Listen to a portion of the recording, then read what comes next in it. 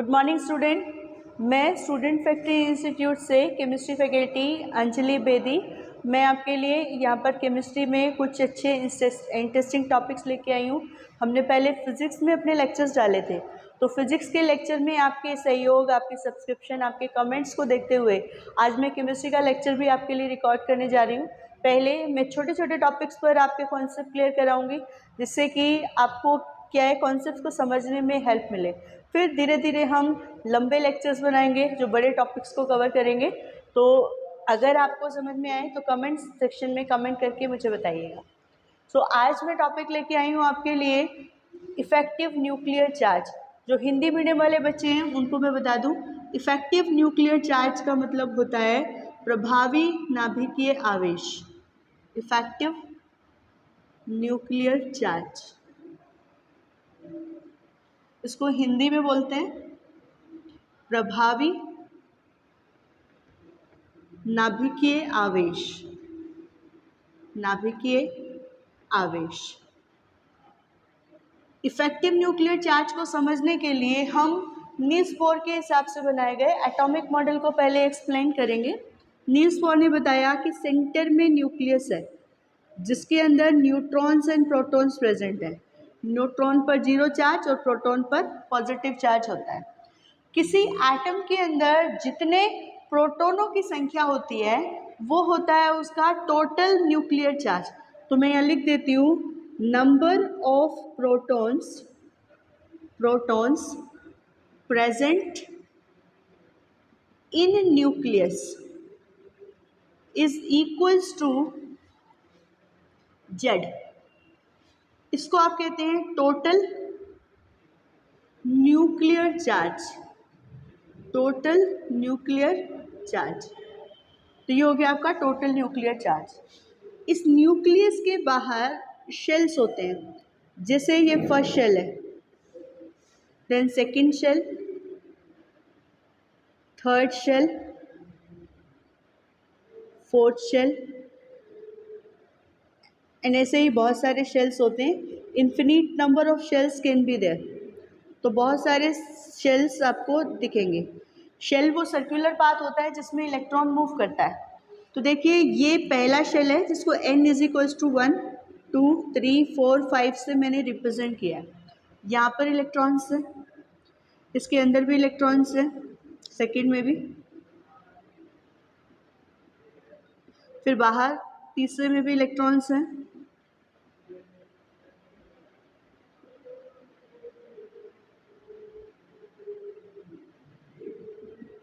फिर यहाँ पे भी, देन इलेक्ट्रॉन्स यहाँ पे भी भर रहे हैं,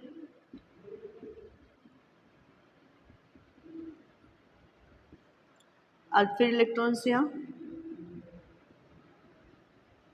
देन यहाँ। तो आप देखिए कि न्यूक्लियस के चारों तरफ सभी शेल्स में बहुत सारे इलेक्ट्रॉन्स हैं और ये इलेक्ट्रॉन्स न्यूक्लियस के चारों तरफ एक शील्ड बनाते हैं। तो ये जो सबसे बाहर इलेक्ट्रॉन प्रेजेंट है, मान लो एक ही इलेक्ट्रॉन है, तो ये जो इलेक्ट्रॉन है जो कि आउटर मोस्ट शेल में प्रेजेंट है, ये शेल कौन सी हो गई? Outermost shell.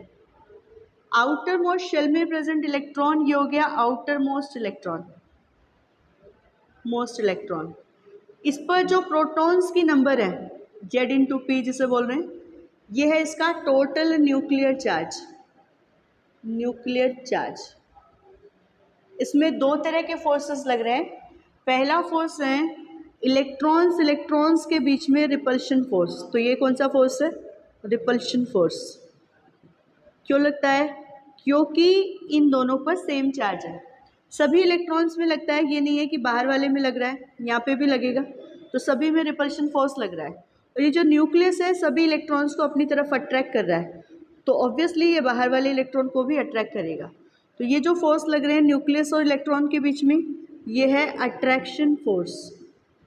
Attraction force. तो आपने क्या देखा कि जब एटम में इलेक्ट्रॉन्स मूव करते हैं यानी घूमते हैं, तो उस पर दो तरह के फोर्स लगते हैं। एक तो होता है रिपल्शन फोर्स, जो कि इलेक्ट्रॉन्स के बीच में लग रहा है सेम चार्ज होने की वजह से। दूसरा फोर्स होता है अट्रैक्शन फोर्स, जो कि न्यूक्लियस और इलेक्ट्रॉन्स के बीच में लग रहा है। अब आप ये देखेंगे कि इसमें इफेक्टिव न्यूक्लियर चार्ज यानी कि जेड इफेक्टिव क्या होता है। जेड इफेक्टिव को समझने के लिए हम ये कहेंगे कि द अट्रैक्शन, ये जो सबसे बाहर वाला इलेक्ट्रॉन है ना, ये न्यूक्लियस की तरफ जो अट्रैक्शन फील करेगा वो जेड इफेक्टिव है। तो अपन क्या करेंगे, लिखते हैं कि attraction felt by outermost electron in presence of inner electrons towards the nucleus,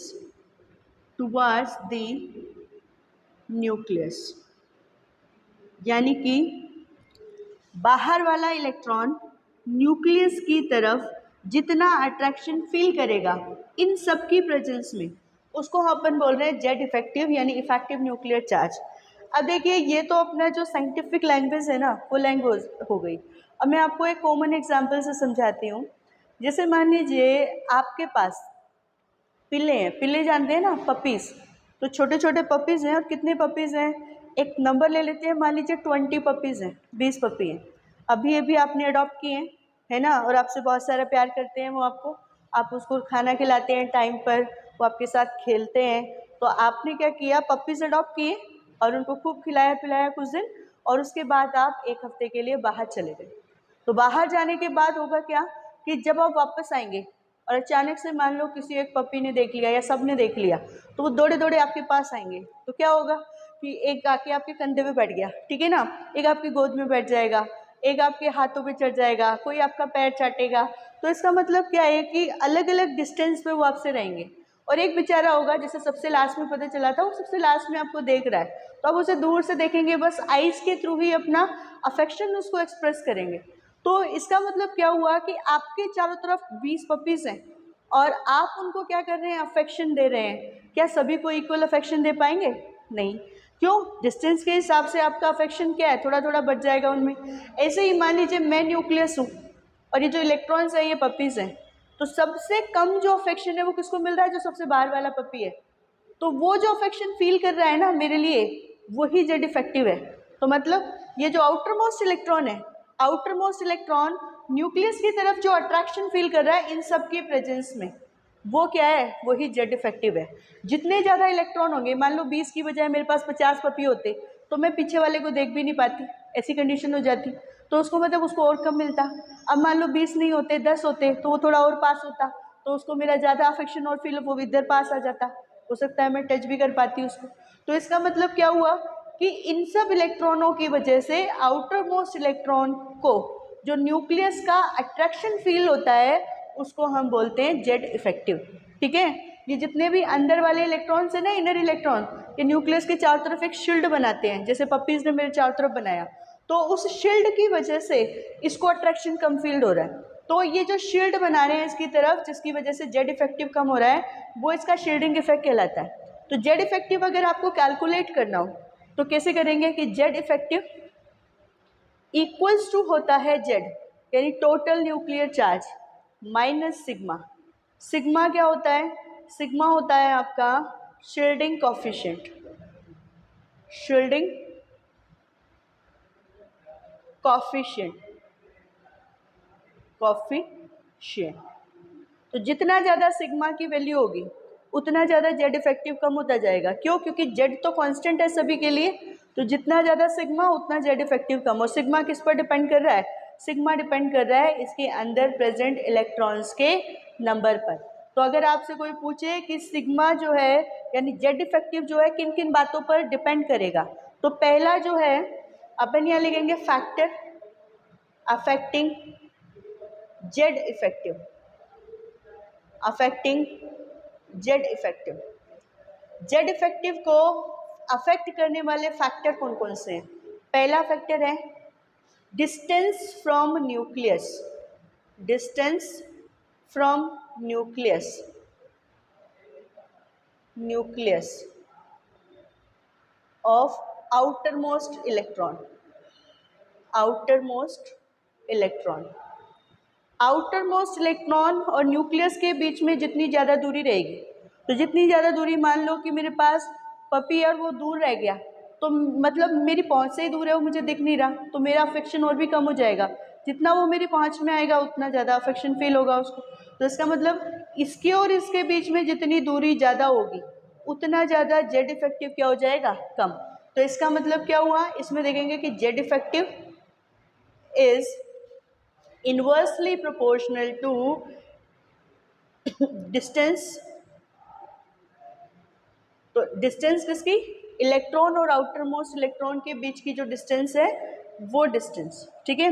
next है second, shielding coefficient.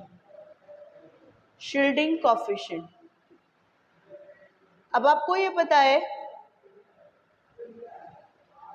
Shielding coefficient की वैल्यू जितनी बड़ी होगी उतना ज़्यादा जेड इफेक्टिव क्या हो जाएगा, इसमें कम हो जाएगा। तो हम लिखेंगे कि Z effective is inversely proportional to sigma. Sigma किस पर डिपेंड कर रहा है, इलेक्ट्रॉन्स के नंबर पर। देखो सिग्मा आज का हमारा टॉपिक नहीं है, अदरवाइज इसको अपन स्लेटर्स रूल के अकॉर्डिंग कैलकुलेट कर सकते हैं। तो कैलकुलेशन में आपको किसी और दिन किसी दूसरे टॉपिक में समझाऊंगी कि सिग्मा का मान किस पर डिपेंड करता है, इलेक्ट्रॉन्स पर करता है। तो जितने ज़्यादा इलेक्ट्रॉन्स होंगे इसके अंदर उतना ज़्यादा सिग्मा की वैल्यू बढ़ती जाएगी। अब एक बड़ी संख्या को अगर जेड में से आप घटाओगे तो जेड इफेक्टिव तो कम ही होता जाएगा ना। तो इसका मतलब क्या हुआ कि सिग्मा पर जेड इफेक्टिव क्या कर रहा है, इनवर्सली प्रोपोर्शनल है। जैसे जैसे सिग्मा बढ़ेगा जेड इफेक्टिव की वैल्यू कम होती जाएगी। और जेड इफेक्टिव क्या है, attraction felt by outer most electron towards nucleus in presence of inner electrons. तो आउटर मोस्ट इलेक्ट्रॉन न्यूक्लियस की तरफ जो अट्रैक्शन फील कर रहा है इन इलेक्ट्रॉन्स के होते हुए, वो क्या है, जेड इफेक्टिव है, ठीक है। देन है तीसरा फैक्टर जो कि इसमें इंक्लूड हो गया है, वैसे फिर भी मैं बता देती हूँ, number of inner electrons. Number of inner electrons, इसमें भी क्या होगा, ये Z effective is inversely proportional to number of inner electrons. जितने ज़्यादा इनर इलेक्ट्रॉन्स होंगे उतना ज़्यादा जेड इफेक्टिव कम हो जाएगा, ठीक है। क्यों, क्योंकि उतना ज़्यादा न्यूक्लियस को शील्ड करेंगे तो बाहर वाले इलेक्ट्रॉन को कम अट्रैक्शन फील होगा। नेक्स्ट देखिए फोर्थ नंबर है penetration power of orbital. Penetration power of orbital, ये कैसे, पहले तो अपने को ये पता होना चाहिए कि पेनिट्रेशन पावर क्या होती है। देखो एक ऑर्बिटल होता है, वो एस ब्लॉक ऑर्बिटल हो सकता है, पी हो सकता है, डी हो सकता है या एफ हो सकता है। एस की शेप कैसी होती है, गोलाकार होती है, स्फेरिकल होती है।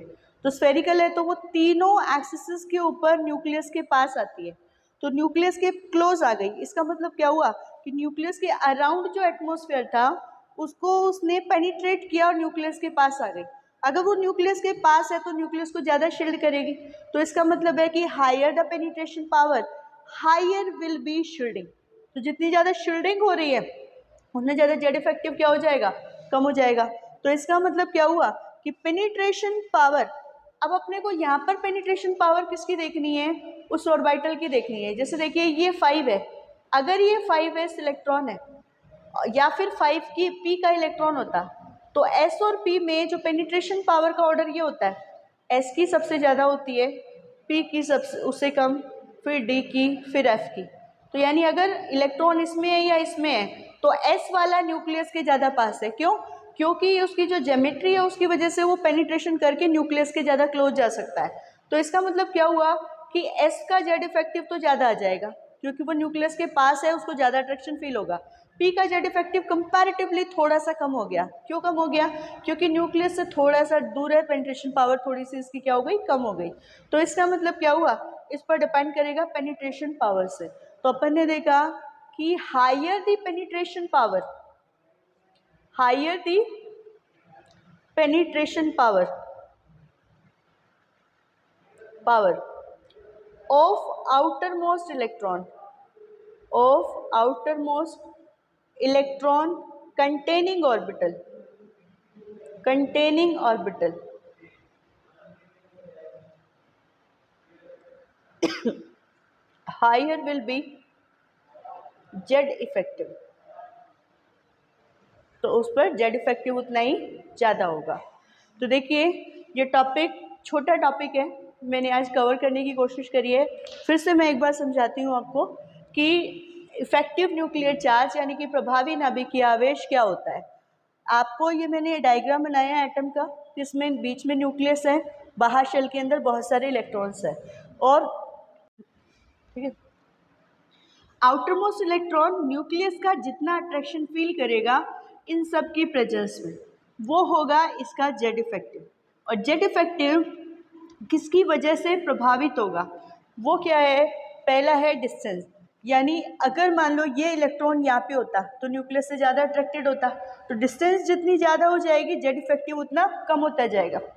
दूसरा शील्डिंग कोफिशिएंट, जैसे कि अपन ने फार्मूले में देखा कि Z effective is equals to Z minus sigma, तो जेड माइनस ओके।